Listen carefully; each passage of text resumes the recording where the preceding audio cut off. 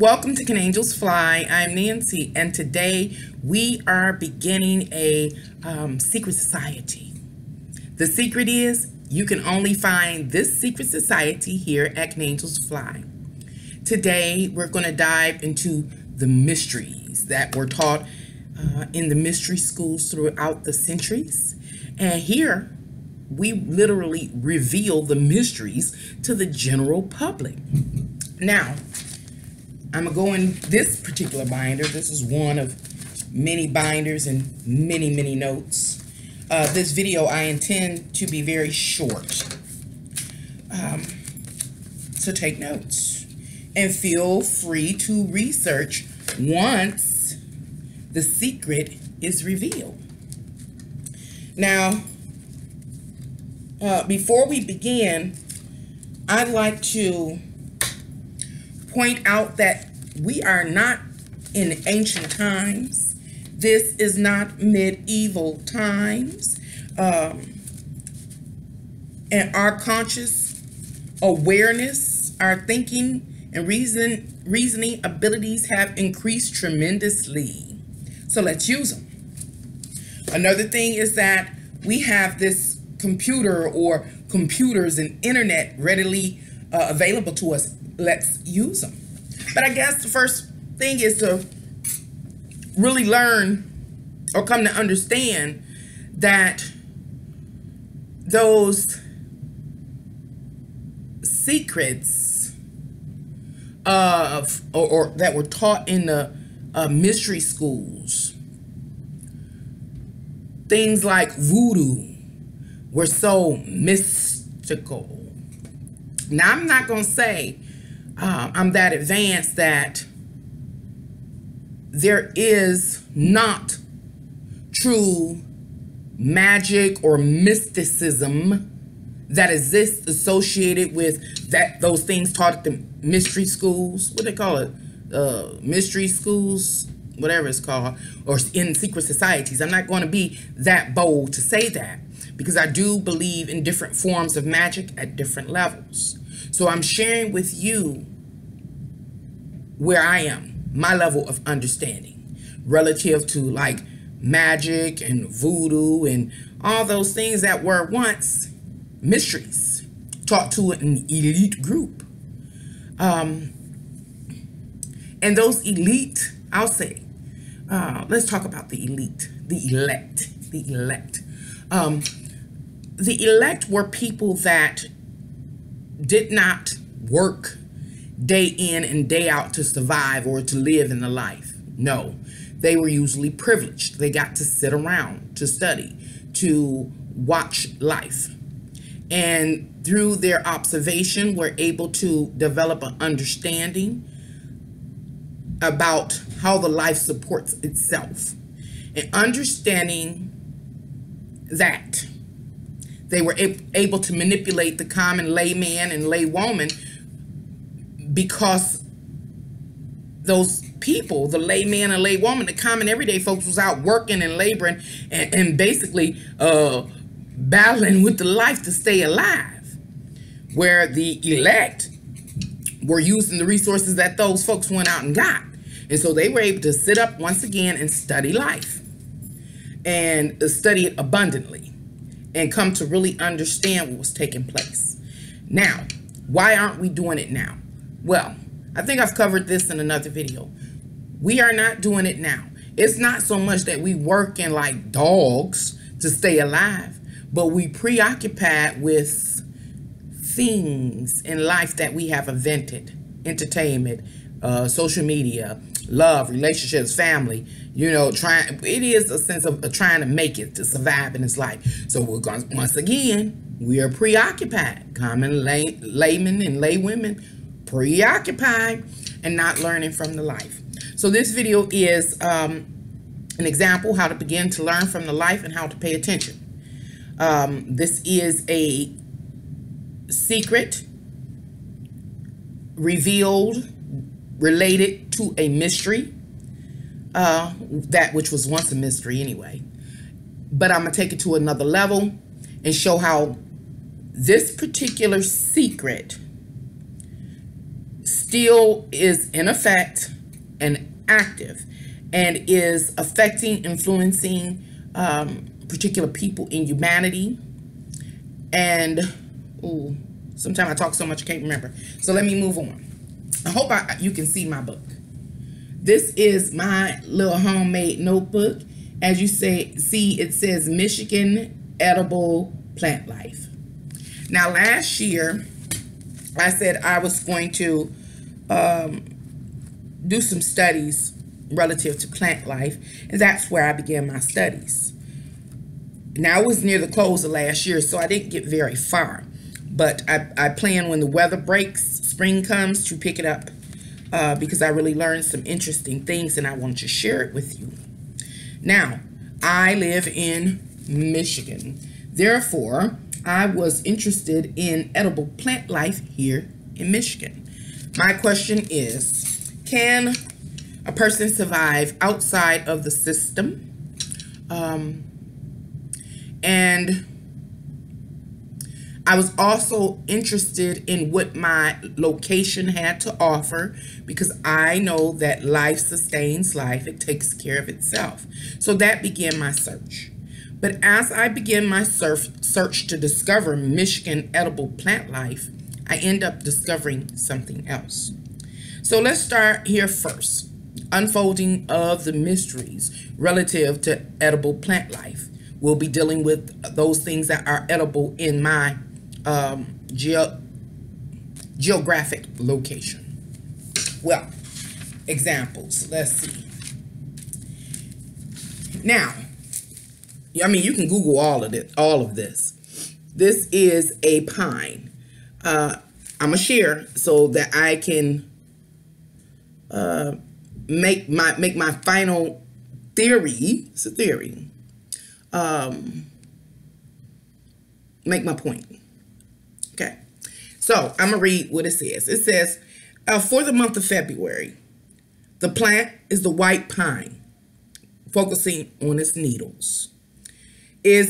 How do you prepare it? You can boil or steep it. And the possibilities from that is to create a tea. And the substance, the tea that you end up brewing, is rich in vitamin C. It also says that the young male cones of the white pine can be cooked in emergency cases. And the inner bark of the pine, spruce, and spurs can be used to grind and make flour. Now, some of you may already know this, but I'm going to go over a few of these edible plant life here in Michigan, because I have what is it? Something that I'm trying to reveal. So just ride the wave with me. Now, let's see. I'm not going to share. Oh, I do need to share this one. Okay, the next thing is, in the month of March and February, when the temperature is about 30 to 40 degrees temperature, the plant, the maple tree. I don't think I have a picture of that. Okay. Of course, you can extract maple syrup from it. And when I was doing my research on the maple tree, there were some fun facts. That a maple tree could be tapped into for its syrup at particular times of the year. Not only that, it was necessary that the tree be 18 inches in diameter or more. And then I researched the process of how to tap, etc., etc. And also, again, mentioning the prime temperature to tap was at 30 to 40 degrees. Hold that in your mind. I bring that up for a reason. Let's cover some more things. Let's see. Okay. Picture. I don't never have an outline. I just be talking. Okay, you got this picture? Now, this is an image of ramps or wild leeks. And their month is April, coming up soon. They have a green top and a white bottom. They are pungent onion. They have a pungent onion-like smell. And they can be prepared, sauteed in a pan with oil. Description: bulbs and stem. Substitution for green onions and scallions. I'll show you the picture again. And I'm making this video now. It probably would be better to make it in the spring or the summer. So I'll be coming back to the subject. But I want you to look at these pictures that I show you and think, have you seen these plants in your geographic location, you know, around where you live, around your neighborhood or your crib, you know? And the reason why I started looking at this, because I don't know if y'all picked it up or not. I'm a survivalist. I would at least like to be if I could afford to be. It costs to prepare. But at least I had a knowledge. I'm going to pass this one up. Okay. I'll do this one. Picture, and then I'll read my insert. Now, the month of these black raspberries is July. Black and also in red. They have a unique flavor, and you can prepare in multiple ways, and there are multiple possibilities. Now, description: strong, messy, black color, after effect, of course. But that's a blackberry, and this is just wildlife now in Michigan that is edible. And I tried, oh, that's not it. I thought it was the daisy, because I tried the daisy this past end of the summer, in which I did go out in the yard and I plucked daisies and I pulled the green leaf or lettuce off of it, and I did consume it. The next one, I'll show you this one. Just ride the wave with me. I'm going somewhere with this. For real, I'm about to reveal some stuff. Okay. All right. Now, what is that? This is a tumbleberry. It's Michigan's gold rubus. It's Monas August. It has it's a white flower plant. And the possibility, you know, what you can make with it is that it can be prepared to be a jam. It is found in the northern part of Michigan and Canada and North Minnesota. Okay. A few more. I'm going to go somewhere with this. Which one is this? Nope. I'm not going to deal with that one. I got to show you my favorite. Give me a moment. Give me a moment. I think some of my pictures have fallen out. Okay. This is another I want to share. Oh, pictures on the back. And the way I stapled it, of course. Let's see.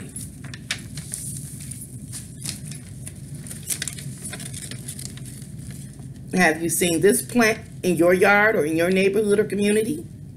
I'm going to read about it. Oh, let me show you the other part of this plant. You should know this one.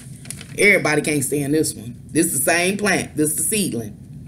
Yep, these are sticky bugs that get all on you when you walk through the grass, and they be all stuck on you, stuck on your pets, and you trying to pick them out. Well, let's talk about it. Now,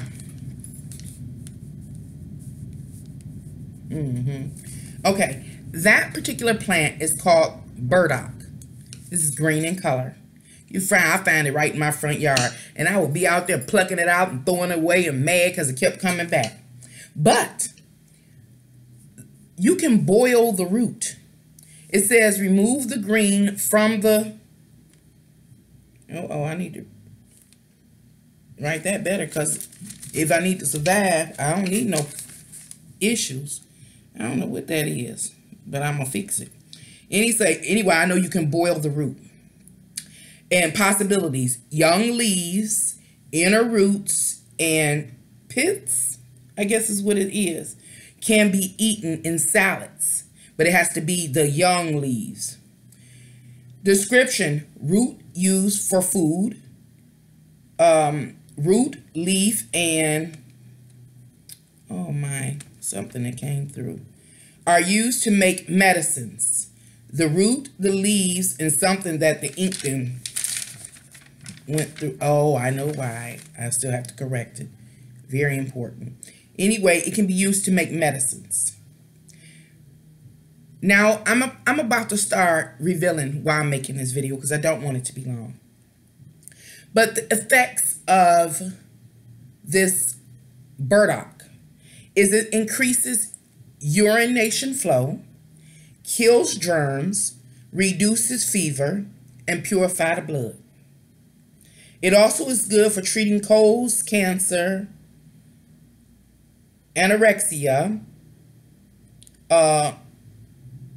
gastrointestinal complications, joint pains, gout, bladder infections, complications with syphilis, and skin conditions including acne and psoriasis, high blood pressure, hardening of the arteries, liver and disease. And it also increased the sex drive, fellas and ladies, you know.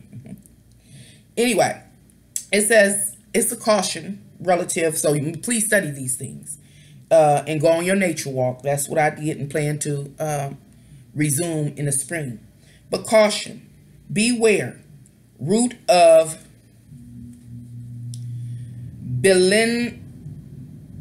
belladonna or deadly, okay, nightshade. That's where I want to go. Is there another image that I wanted to show you? Now, I just showed you the burdock, and I expressed that it's in my yard, as well as that wild dandelion that be all out there, those yellow flowers. I'll show you a picture of them. And I told you I consumed this on my nature walk. It was another plant that I found a lot of interest in, and it was called Queen Anne's lace. And the Queen Anne's lace was a bad mother sucker, because the seedlings of that plant is used for birth control. Somebody's spinning my book. That's okay, because oh, here it goes, Queen Anne's lace.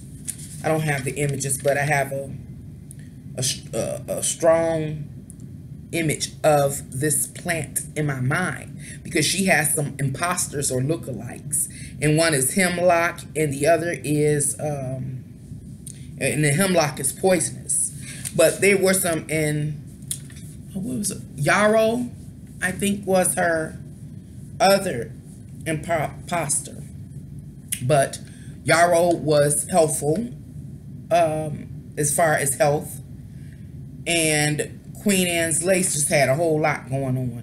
I mean, I wish I had a picture of her. She's absolutely beautiful. It is a tall, tall flower with these beautiful white, a lot of tiny little white flowers that make one big flower. And in the middle of it, the queen wears her crown. It is either purple or red or something like that directly in the middle. She has very hairy, I think she has hairy legs. Don't the queen got hairy legs? Because that was funny to me. Oh.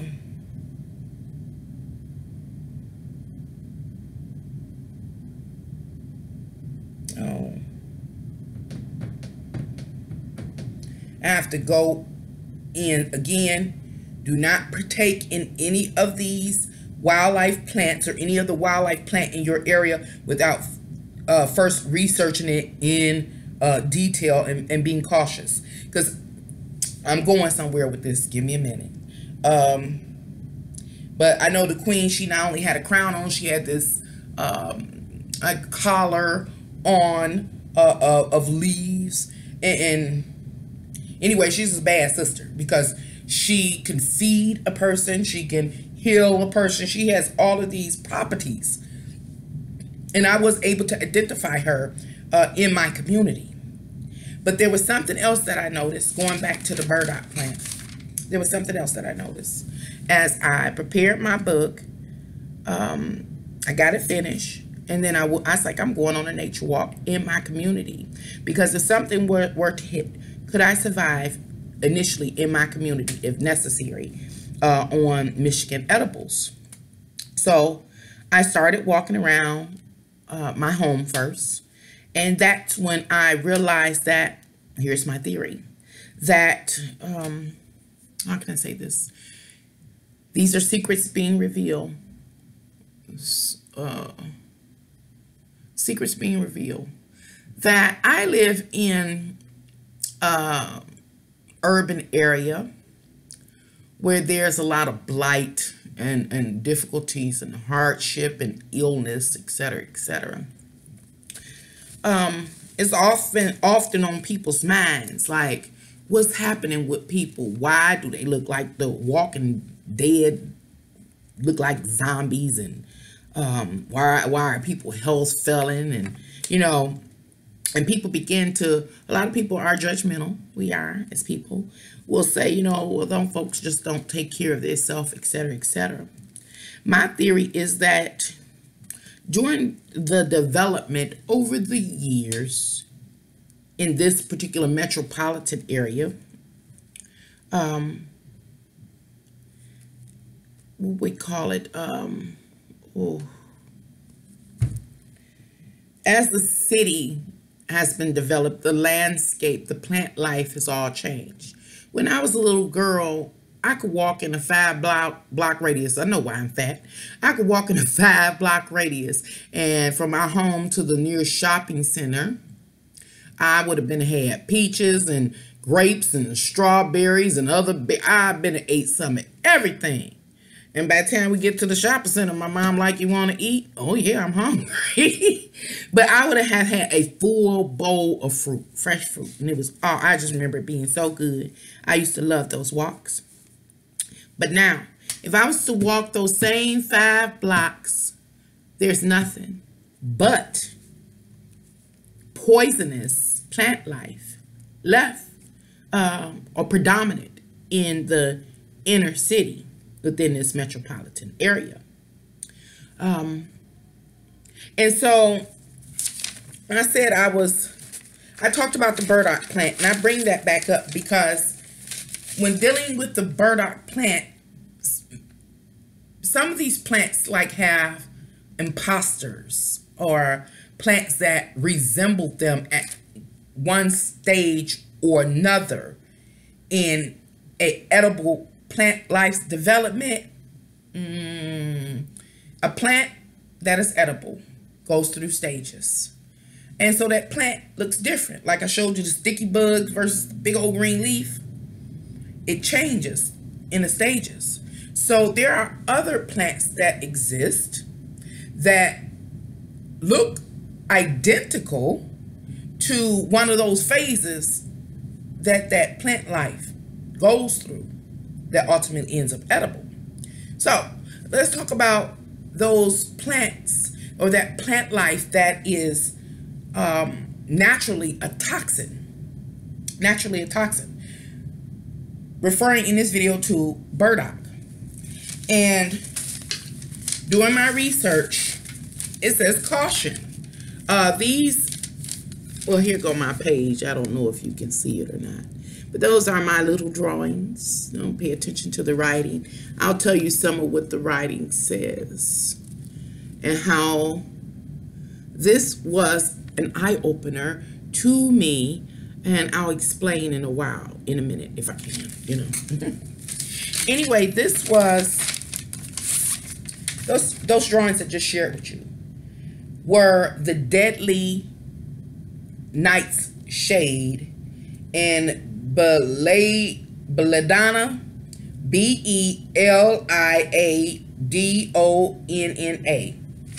Now these little berries are either red or black. And let me see the other names.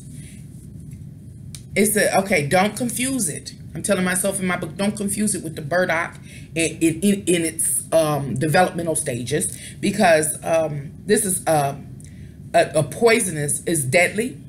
Deadly, poisonous and toxic plant. It said, I say beware again to make sure that I pay attention.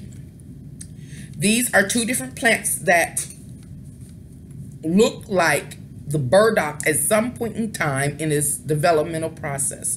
Don't confuse it. One, I gave the names, but these are the other names, the AKAs. Bittersweet nightshade and deadly nightshade. And it has a purple flower or yellow center.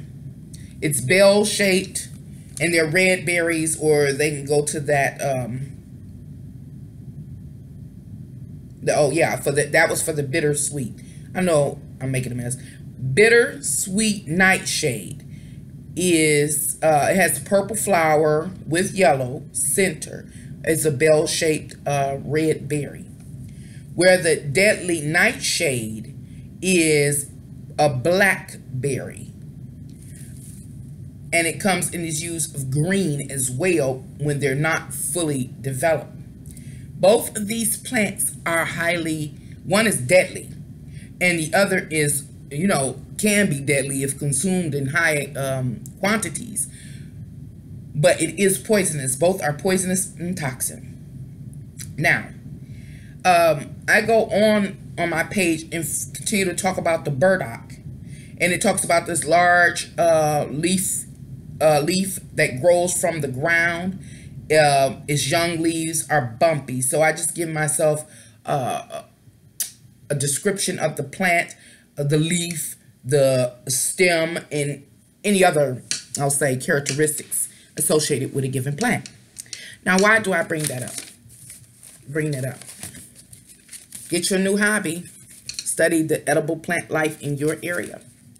Now, why do I bring that up? After 26 minutes, I'm going to get to the purpose of this video. I have a theory that, remember I brought up people in my area being sick and I mean, just not in a healthy state. It's not all just their doings, is what I'm trying to point out. Mystery school voodoo revealed in this video. That when I went on my nature walk, yes, as I traveled my community, I did run into Queen Anne's lace. Absolutely beautiful. I also found one burdock plant. I had plucked the rest of them out the yard because they drive me crazy. But now I know I have a respect for them. So they get to stay now this year. But when I did pluck up the burdock plant, because the root, it has the root, and the inside of the root can be consumed. But when I pulled up that burdock plant and got to the root, I realized that the root was thinner than a pencil. And no matter how I would try to uproot it, it would break off in the ground. I just couldn't get it up because it wasn't thick enough. It wasn't thick enough. And so I realized, I said, if I had to survive as well as provide for those under my care in extreme circumstances, or just to learn, that it would have to be a whole field of these plants. I was also looking at the health of the leaf itself. And I was like, this plant is not in good condition. Now, I blame that partially on, I didn't start this until the end of last summer. So that's why I said I want to get a start early this spring, but ride the wave with me. But I'm looking like this plant is not in its healthiest state. I think that it yields more than what I am experiencing or witnessing at the time that I'm on my nature walk. At that time in the year, I had already treated my grass, so it wasn't many daisies. This year it's going to be a bunch of daisies, and I'm not going to mess with them. I have a newfound respect. And so, what am I saying there when I talk about the daisies? Well, how I killed them myself. And that's where I'm going. When I talk about the daisies and me treating my grass, killing them off, when I talk about when I was a little girl and would walk those 5 blocks and have a whole fruit salad and still eat after that. But now it doesn't exist. They've been killed off. I am guilty of killing off those daisies because I thought they were weeds, just nuisance. I didn't know they had any nutritional value. I didn't know that they could sustain my life. I didn't know the burdock could sustain my life. You know, otherwise I would have had much more respect for it. Now I do. But what happened to all of those trees that were here in my area when I grew up? What happened to them all? They're all dead. They all died. When I was a young girl, I watched them die. And my mom, I remember the first time she slapped my hand and told me, "Don't you eat that. You know that don't look right." That was the last year. I can't remember how old I was though. But that was the last year that in them 5 blocks that any of those plants or trees yielded their fruits. Was no more. Never has been since. And yeah, I run into people quite often that talk about back in the day. And everybody that talks about back in the day has this remembrance of all those fruit trees and stuff. None of them exist now.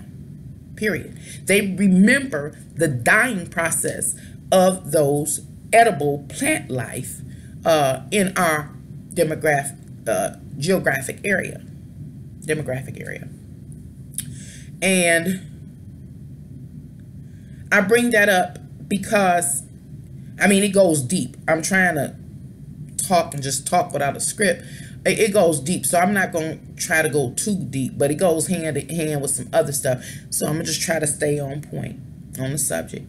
It is that someone killed them, all these plants. And I go back to my nature walk last year. When I went in my backyard. I have a whole wooded area back there. Untamed plant life. But it was excellent for my nature walk, and it, as I shared, that life teaches you if you pay attention. This is the mystery school. Here's the mystery unfolding. Life teaches. So I go and I go in my backyard, my woods, and everything that I saw back there was deadly. I saw the, what are these things called? Deadly nightshade. I saw them. And then remember, it was deadly nightshade and something else. I'm not even going to go. Oh, here it is. It was called, what? Deadly nightshade and bittersweet nightshade. They were both in my backyard. Queen Anne lace. The plant that I admire, that is a Michigan edible and also has medical properties.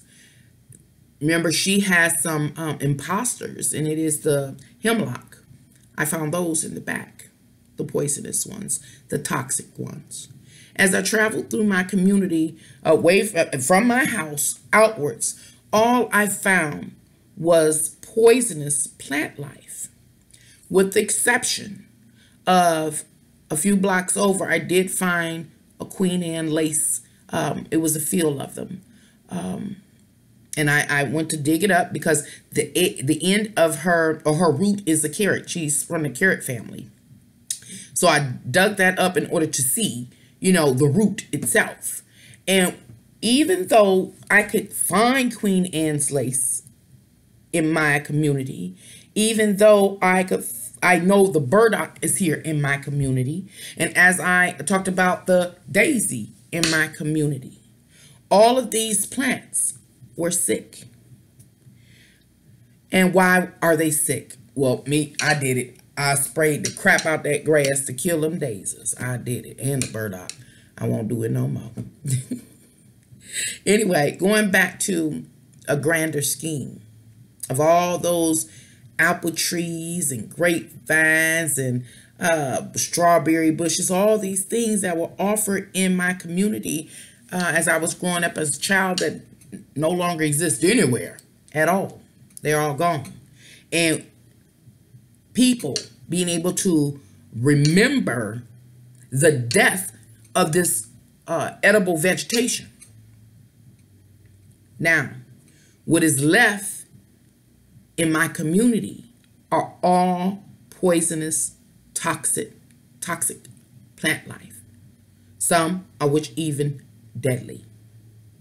My theory is that some of the sickness that the people in my community and in communities similar to mine are perpetuated and sustained by the existence of poisonous and toxic plant lives in our environment. Now, these poisonous and toxic plants that are dominant in the surroundings, in the area. You gotta remember, all plants breathe. And so they got, I mean, because of such an abundance of it, they have to be releasing some type of contaminant into the air, into the environment. And so as I shared at the beginning of this video, hey, I'm revealing secrets. And this is, you know, I'm also conspiracy theories. This is a covert way to poison a particular people in a particular location and area. It's right up under our noses, and we don't even see it. We don't even know. Now, back to searching for edible plant life in my area. Could I survive if something extreme happened off of the edible plant life in my area? The answer is no. There is not enough, and what does exist is sick. Another thing I looked at as I took my nature walk, is I looked at, remember I talked about the maple tree having to be, I think it was 18 inches at least in diameter, at least, in order to have one tap or something like that. I walked around and I measured the trees in my community, even though none of them were maple. None of them were maple. But just measuring the trees themselves, the, you know, what do you call it, the root, not the root, the bark part. And none of the trees got to 18 inches. Nor, I mean, if they don't get to 18 inches, they can't exceed it. So I also studied the leaves on the trees, and they were very sick. But again, it was the end of the year, so I'm gonna get out here early in spring. But something else that I noticed is that even at the beginning of the summer, I'm a night gazer. I watch, I see. Life teaches. I had noticed earlier in the summer, you know, in the spring of last year, that the leaves weren't even coming in right on the trees in my area. I was just sitting like, just watching, just how the color was wrong. Even in the fall, how the color was wrong, you know. And so I've been watching. I do watch things that I guess most of us don't watch. And so I had realized it. So we still have plant life that is dying. What am I trying to say? What am I trying to say? And then I'm in this video. It is that, remember, this video is about secrets being revealed, magic, voodoo. There is a spell, I'll say it like this, there is a spell that is cast upon some people, particular people in a particular location. Spell. These people act out of the ordinary, maybe making some bad decisions because, and it goes deep, I gotta add one more thing, go deeper. Because of the toxins within the environment, natural toxins. But no one would ever notice. The life teaches. Another thing that's happening in my area, there is what they call a lot of blight. So a lot of homes have been demolished, homes that are nearly 100 years old. Many of the homes have layers of paint that have lead in them. Now, the city, rather than getting rid of the debris from the demolished houses. No, they dig the house up, literally crush it, and stick it back in the ground with all its toxins. And then I think they put 3 layers of dirt on top. Therefore, the soil itself in the city is contaminated with lead and other toxins. And the ground is not only toxic, it's not fertile because it's not real ground. It's plaster, it's concrete, it's whatever you use to build houses with, it's bricks. Once it's down in there and the water settle in on it from rain and stuff, it becomes concrete underneath there. And so all of these toxins are being released in the air in certain communities. And that toxic air within the community is literally poisoning people, and they cannot think, their health is failing them, etc., right up under their nose. Again, it is a form of witchcraft or voodoo, or here's the secret. The secret is, who would imagine that the plant life, if you exterminate the edibles, the people in that area can starve to death? Who would see that if you leave the toxic and poisonous plant life to grow and overgrow, that it's going to spew out toxins in the air? Nobody will be able to track it. This is what I'm talking about, secrets. This is how the secret societies in the past functioned, and they still function in that manner today. People are being poisoned because of the secrets. We live in a time now that we are increasing in intellect and consciousness. That's why I ask you to wake up, to see, to look. I invite you this spring, wherever you are in this world, to look up the edible plant life in your community and go on your nature walk. At the same time, you'll be discovering that which you shouldn't partake in. And then you can kind of see what percentage of healthy stuff is in your natural environment versus the toxics or toxicity in your environment. Also look at what nationality you are and in which location you are in this on this planet, and see if you find a correlation. Anyway, I'm gonna let you go. I just wanted to touch base on that. I'll be back on this subject in the spring. Until next time, bye.